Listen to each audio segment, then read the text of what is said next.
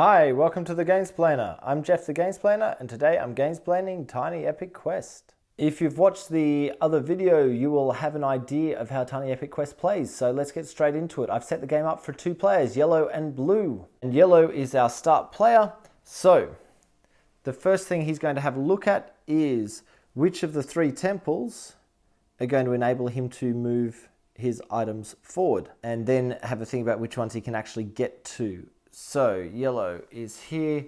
This one's no good to him at the moment. That one is fine. That will get him somewhere. This one will get him a touch closer to his sword. And this one will get him a touch closer to his shield. So he might actually go after a couple of these to start with. But getting some goblins up early and getting some spells up early is a really good thing to do as well.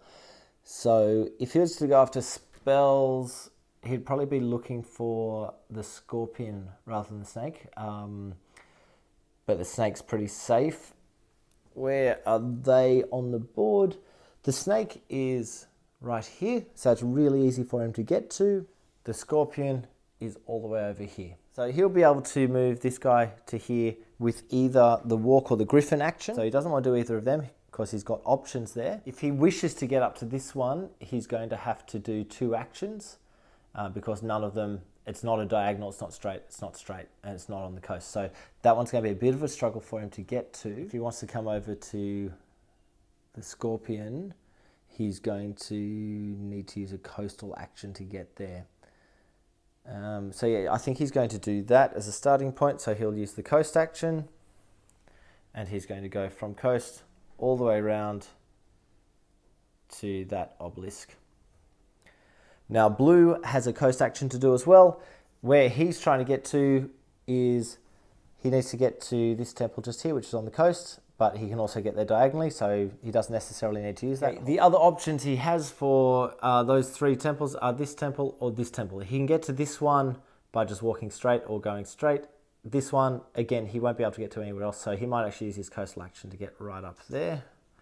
So he'll bring that up to here. Blue's going to use the griffin action, which is this one here, to move one of his meeples to there. Advance one of your heroes 1 space on the temple track. So he's just got a hero on a temple track, so he actually gets to take that first one out. Now yellow needs to choose what to do with the griffin action. Yeah, he'll go diagonally to get here, and then he'll choose if he wants to stay there or head up and try for the temple above it. Yellow's next turn. Yellow's going to go to this grotto, which allows him to roll the dice, use any of the symbols to advance any of the heroes along the temple track. So let's roll the dice. Assume that means ignore all the other dice rolls, which means 1, 2, 3. There's 3, so I can move one of my heroes, which is this guy because he's on a temple track.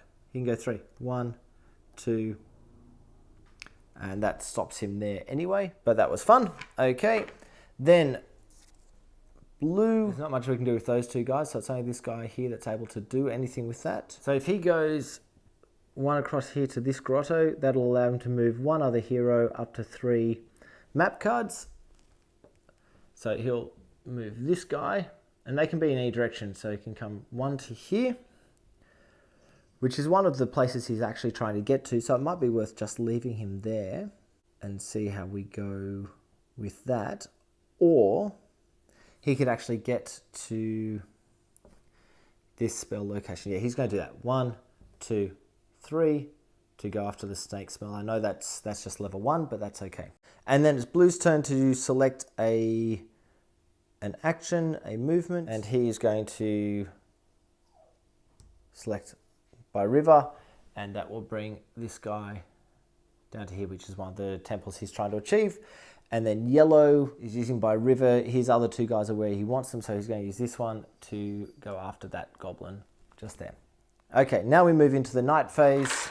Everyone's adventuring, so yellow adventures first. Okay, so yellow takes 1 hit from the goblin for that goblin head just there.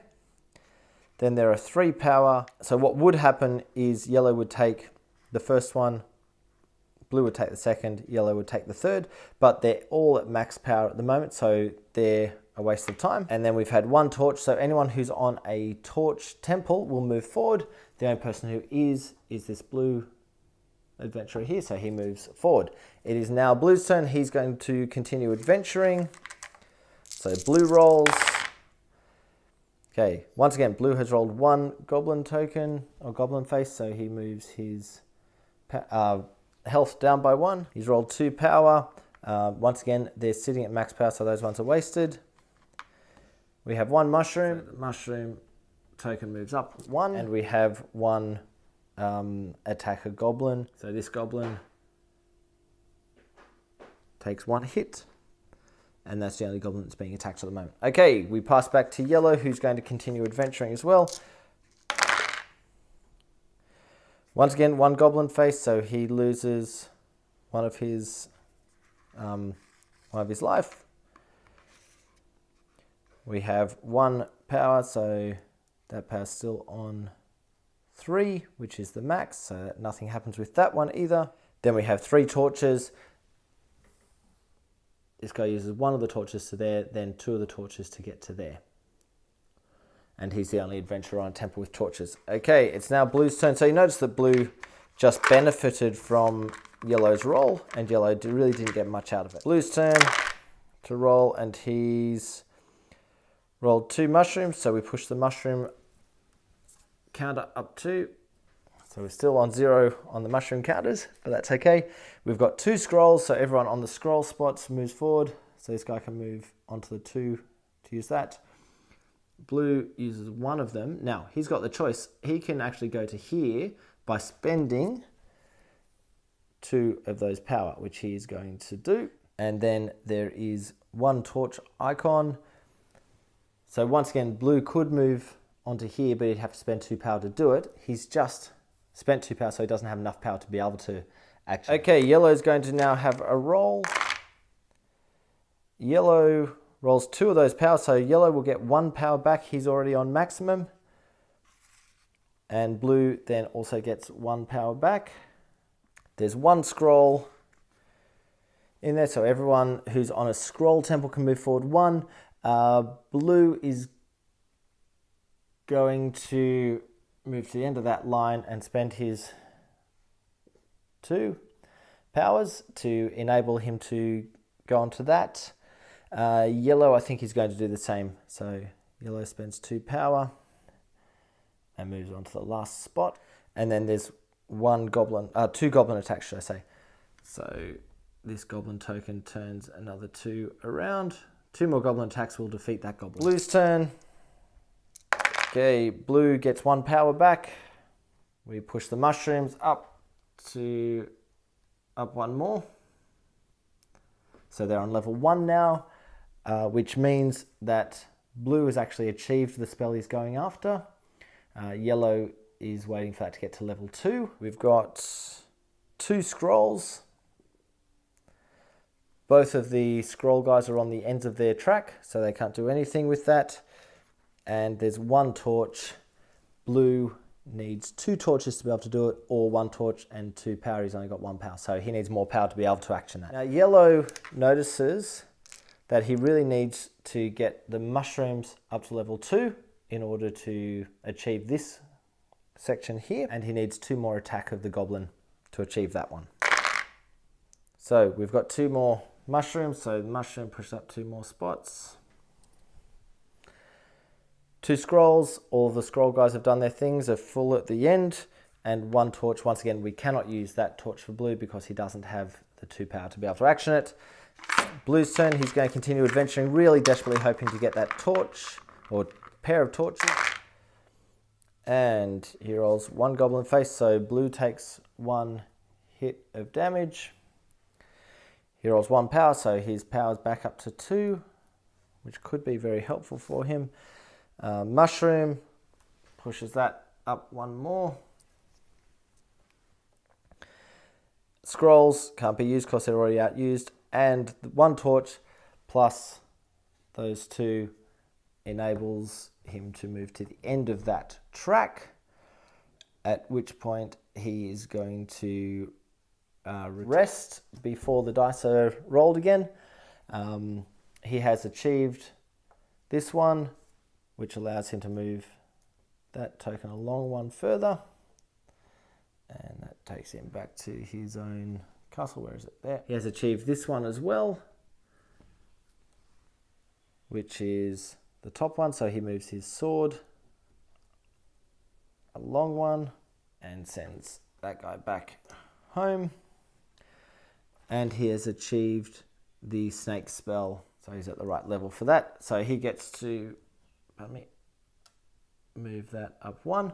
By doing that, he is allowed to move his power, maximum power, up to 4. And he also takes that back, and that will allow him to gain 3 points of health and power. So he's going to take 2 points of power and 1 point of health. And now it's Yellow's turn. Yellow thought that he was on the scorpion, but he's actually on the spider, and he's just noticed that spider is level 3. So he's going to actually keep chasing that one, even though he's already achieved this temple. Of course, he's also trying to defeat that goblin.